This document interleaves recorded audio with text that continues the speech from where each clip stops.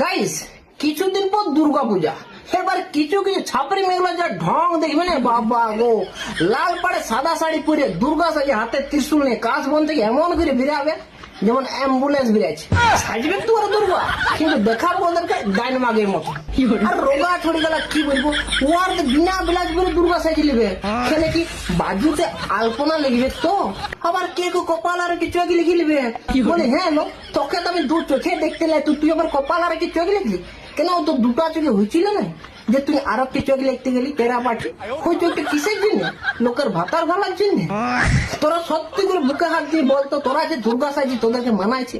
তুমি দুর্গা হবা, তুমি মুরগি হবা, যেখানে মুখ খুলবে সেখানে বাং দিবা।